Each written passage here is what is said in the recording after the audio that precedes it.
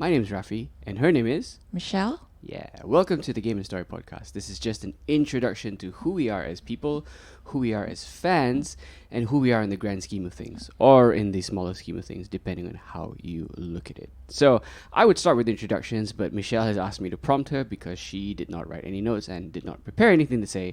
So here we go. Michelle, what are you a fan of? I am a BTS ARMY, Okay, and? and I guess I could qualify as a Whovian, even though I did not watch the classic Doctor Who. Oh, you mean Inspector Spacetime? As it's, before it became modern Doctor Who. Is that from the worst timeline? Well, it depends on how you want to look at it. The worst timeline, technically right now, when you look at everything around us, everything is in the worst timeline. Look who we have in power in various governments around the world. Let's not talk too much about that. However, we can talk a little bit more about Michelle's fandom in a little bit. Michelle, is there anything you want to know about me, or do you think the people should know? There's so many things, right? Yeah, I know there's so many things. We could fill days and days of episodes about my particular fandoms. But I'll tell you guys this much. I am a huge Star Wars fan. I'm a former president of the Star Wars Malaysia fan club. I'm a Trekkie. I love Star Trek. I especially like the reboot Star Trek, and I know that's sacrilege to people. Like, oh my god, how could you like the Abrams verse? That's insane. And of course, I wouldn't say I'm a full Whovian just yet. I've only just started watching Inspector Spacetime. Sorry, Doctor Who. And so those are my fandoms, I suppose. I do love BTS as well, but not as much as you, Michelle, that's for sure. I don't have the level of knowledge that you have about them. All I know is their names, and that's about it. So tell us, how did you become a fan of BTS? How did I become a fan of BTS? It started when I was watching reaction videos for Game of Thrones, which I got into right after season 5. Can anybody, quick segue here, can anybody say that they're a Game of Thrones fan anymore? Or is that just like we're not allowed to say that? I still consider myself a Game of Thrones fan. Okay, alright, cool. A very diplomatic answer. Right, so go on. Okay, so that's a weird one. You became a fan of BTS via Game of Thrones. Yes, because I used to listen to a lot of Korean music. I guess you could say it's K-pop, but I did not really listen to a lot of commercial pop music. I was more into the rock bands and the indie bands. So I was out of the K-pop scene for quite a few years. And then while I was watching like reaction videos to Game of Thrones, a recommendation from I think FBE channel, Fine Bros Entertainment, to a reaction of Big Bang. And then from there it led on to BTS. And I was like, who are these guys? And what are their names? It all starts from there, isn't it? Actually, no, because I was like, all right, they're okay. Their music is nice. I'll listen to a bit more.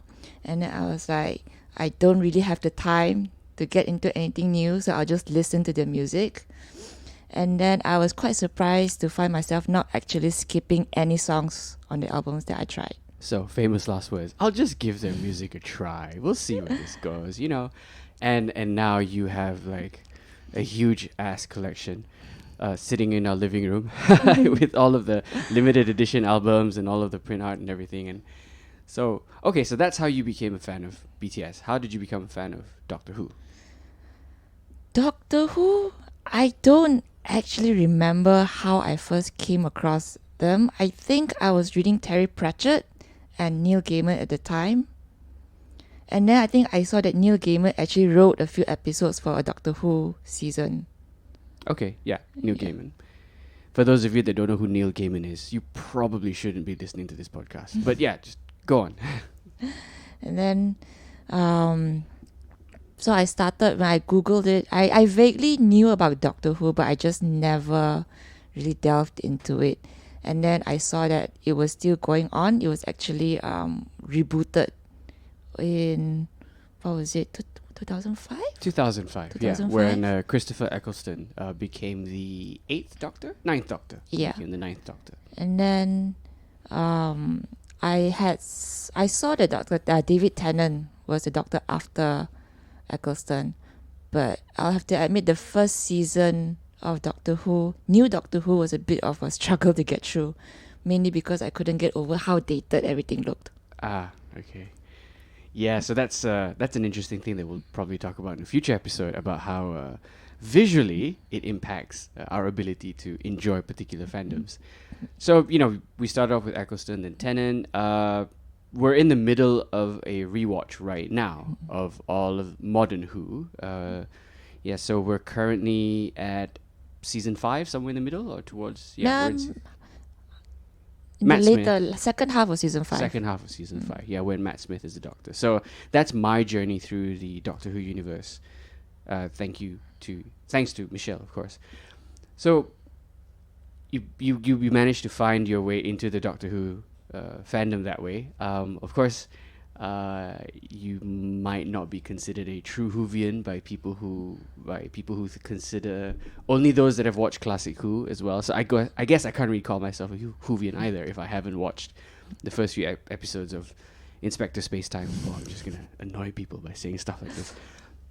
But that's okay because we become fans because we enjoy them, and it doesn't matter necessarily how much you know or how much you don't know about that particular fandom. Shouldn't do gatekeeping, people. Gatekeeping is bad. Being a fan is a journey. You're always learning new stuff anyway. Yeah, that's true. Yeah, awesome. I mean, I remember when I became a fan of BTS, it was all, and it wasn't even through BTS themselves. It was when G-Idol, which had just debuted in 2018, at the time. Was it 2018 they debuted? I'm not sure. Okay, so G-Idol debuted, they had La Ta Ta out.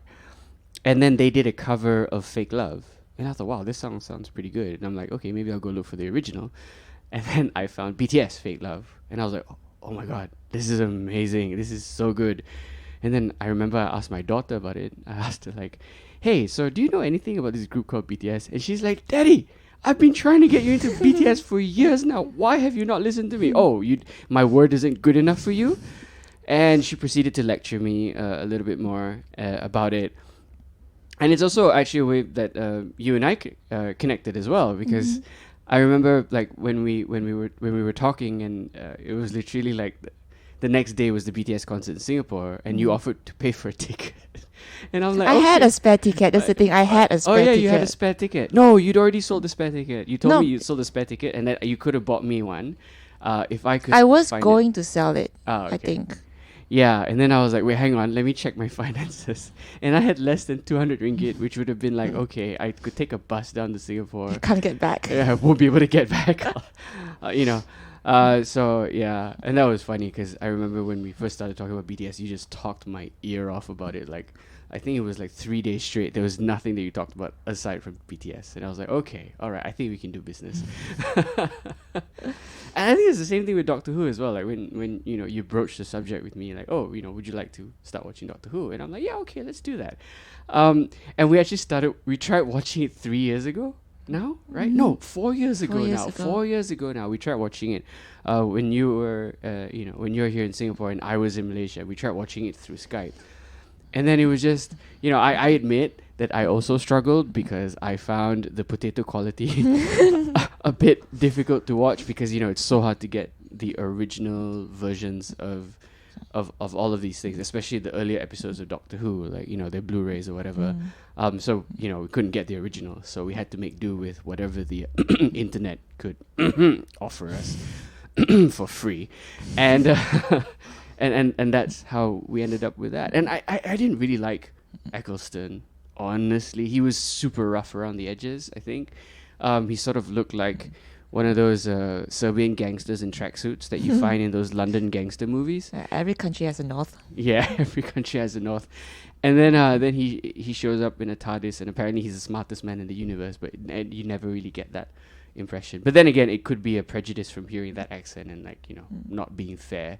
I'm sure that people from the north who are really, really smart, Also, when when the reboot started with him, they needed they needed something that would not alienate the older fans. Oh, okay. I guess that's an interesting. I'm guessing, thing. yeah. So they could not modernize it too much. I guess. I think I'm not sure. Yeah, I mean, having seen snippets of the old Doctor Who and seeing how. Let's be kind. The old Doctor Who, sometimes I feel like I'm watching Power Rangers. After long last, I am released to take over the universe. Okay, that's my very bad impression of Rita Repulsa from Power Rangers. But I see what you mean, because you look at the production quality and you look at how cheap some of the costumes were. I mean, like we were watching. Oh gosh, we were watching Honest Trailers the other day, and they were showing old Doctor Who, and they were like, oh, you'd have some really, really great episodes, and then there'd be some episodes where it's literally like, what can we find in the bin, and turn that into a monster of the week, such as this bubble wrap monster right here. Also, I'm sure for their time it must have been great. It just did not age well. Yeah, probably it didn't age well. I mean, like Star Wars, for example, the original Star Wars. When people saw it in the cinemas, it must have been mind blowing. All these lightsabers, these swords made out of light. It must have looked really, really amazing. But when we watched Star Wars, a couple of months ago, the original, there was just okay. We can clearly see where they cut corners in terms of cost. And it was. It's not an easy watch these days. Something like Star Wars. Obviously, then when we watched Empire Strikes Back, they obviously made a lot of money in the first film, so they could dump more into the budget for the second film, and there was a clear step up in production quality, which is why Empire Strikes Back probably aged better than the original Star Wars. Would that be fair to say? Yeah, I guess. And of course, Return of the Jedi had the fancy graphics with the floating planets and everything, and everybody's like, whoa, Before this, they just had tiny TV screens, and now they have like a giant holo projector. The rebellion's moving up in the world. It's like they're getting more and more money. Yeah, So, like that's funny to see. Like, I think if you talk about like the different fandoms like Star Wars and whatnot, you can see that there's clear different eras in terms of like their progression and their budget, right? But then you look at Doctor Who, it's sort of like a very slow thing, where you can clearly see the steps up across a wider spectrum of time when it comes to the increase in production quality. You compare. Never mind Classic Who, which was off the air for I think 15 years before Eccleston came back as the 9th Doctor, right? And you see like the start of Eccleston's I was gonna say reign, Eccleston's tenure as the Doctor, and then now we're going into Matt Smith's tenure, and then it's very incremental along the way. You see this improvements in the budget and the costuming and whatnot, and then but then when you put Matt Smith's, his environment next to Christopher Eccleston's, you're like, wow, okay. There is a clear, increase in budget and evolution of the production quality. So, your favorite Doctor?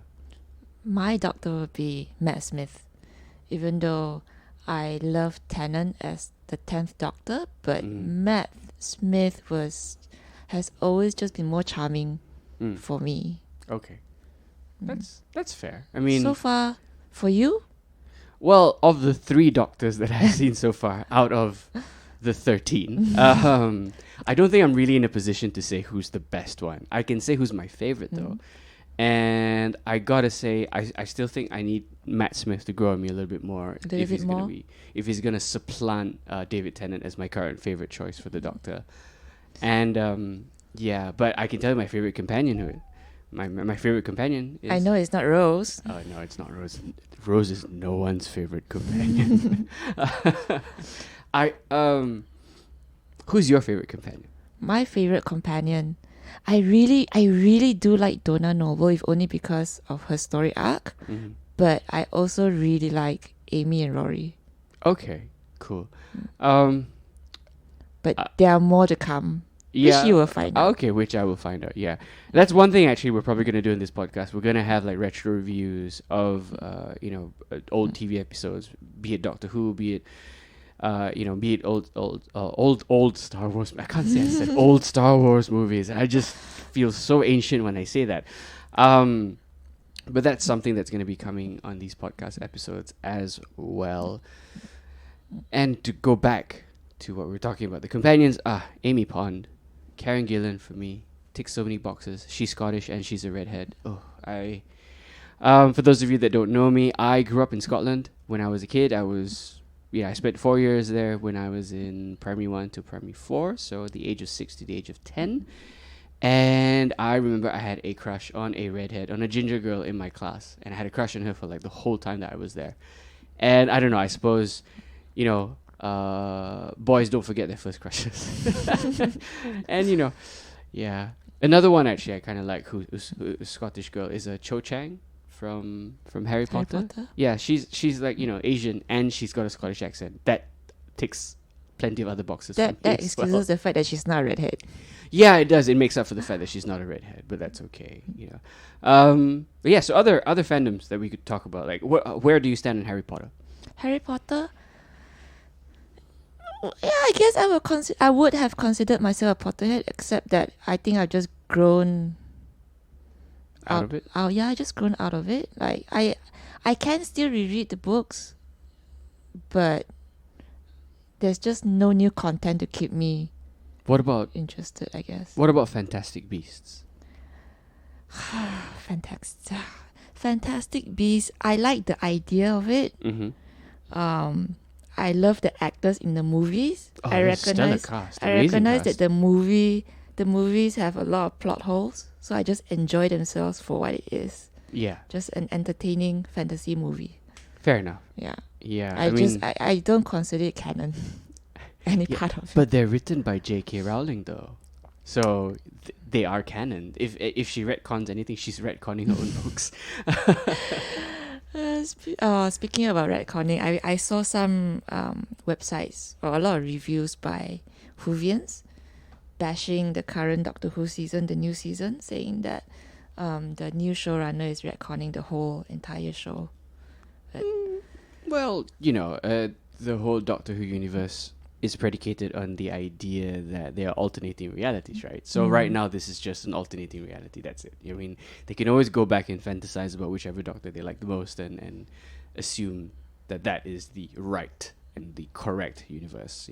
They could just write some headcanon saying, oh, when they did the regeneration or whatever, the Doctor did not survive and he actually died, and not this imposter taking the Doctor's place.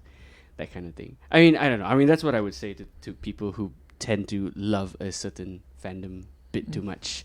You can always have the bits of the fandom you like. Whatever you don't like, you can throw it away.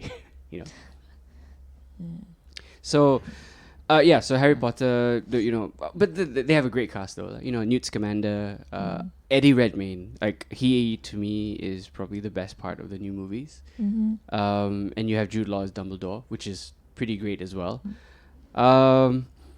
And it was a shame, really, that they didn't really. They ended up, I would say, wasting. Is that the right word? They didn't do more with Colin Farrell. I think he could have contributed more. Oh yeah. Because he ended up being, was it a Polyjuice potion or something? That was like how he assumed how Grindelwald. Colin Farrell. Who was he in the movie? He was the original form of Grindelwald before he changed into his actual form with Johnny Depp's face. He was in the first Fantastic Beasts movie. God, I have zero recollection of that. What? No, that's he hid as Colin Farrell. I know, before but he became Grindelwald. I have no recollection of that in my mind. Oh my! My memory is really bad. That's how these movies have just passed you by, haven't they? Because in my mind, Grindelwald is just Johnny Depp. I have no other faces in my mind connected to that character. No, that's fair. Okay. Oh, he went for the different name for the longest time throughout the entire movie, so that's fair. I suppose we're not real Potterheads then. I mean, I'm supposedly a Ravenclaw. I took the test. I know what I know what wand I'm supposed to have. I know what kind of broom I'm supposed to have, but for the life of me, it's very difficult to get into Fantastic Beasts. I actually fell asleep during the press screening of Fantastic Beasts when it was being shown because when I worked in cinema, when I worked in TGV, they had a press screening for press as well as cinema staff, and I went there and I'm so excited, because I'm a Potterhead, and I fell asleep within the first 15 minutes. It was so draggy.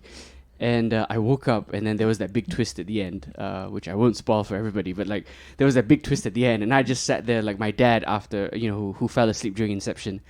And about 45 minutes later in the car, he's like, "So can someone tell me what happened? Can someone explain what's going on?" And that's how I felt at the end of Fantastic Beasts 2. And I suspect plenty of people who watched the movie had the exact same reactions. Like, what is going on?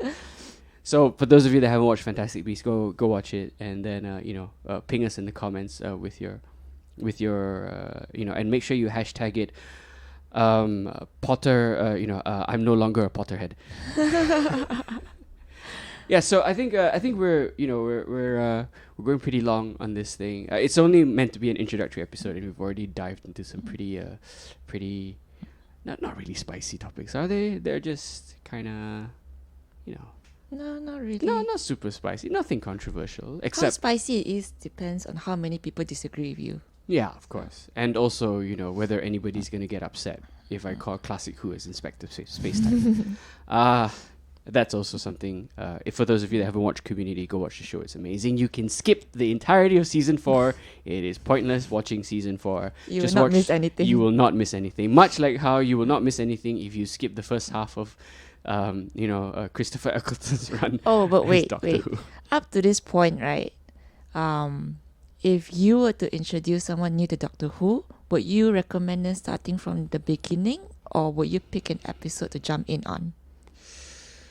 Okay, based on my limited experience with the current, with modern Doctor Who, I would say, you'd have probably the first half, or even like the middle part, or even half of a season from Eccleston before you go into Tennant. Because that sort of establishes Rose's character, and you need that because then you'll understand how much you should dislike her by the time her time on the show ends. You'll have like a very, very, very deep-seated dislike, and you will understand that dislike, because if not, later on it just seems, a bit. There's really not much of an impact. But then again, I think you're supposed to either grow to love or hate these characters the more time you spend with them. So I think that's how you should start watching modern Who. As for classic Doctor Who, I have zero opinion because we haven't watched any, so no idea, none whatsoever. Well, this has ended up becoming a Doctor Who episode, more or less. But we'll be talking about other fandoms as we move forward and as we do this podcast. And if you guys have any suggestions on what else you'd like to talk about, anything from the world of TV, film, and games, because it's in the story, it's in the title, Game and Story. Feel free to drop something into the comments or just PM us or whatever, and find us at all of these various social media handles that you'll find in the profile. So I guess that's it from us. This is Rafie signing off, and Michelle, anything else from you? No, it's clear who has more public speaking experience by this podcast. No, don't say that. No, I wouldn't be able to do this without you, because nobody wants to hear me waffle, on my own for like 45 minutes. That's why you're a very critical part of this process, to remind people that I'm not just a sad loser doing this all alone in my basement, while my mom screams at me to clean the dishes upstairs. So thank you very much, guys. Thank you for tuning into our first episode. This has been the Game and Story podcast.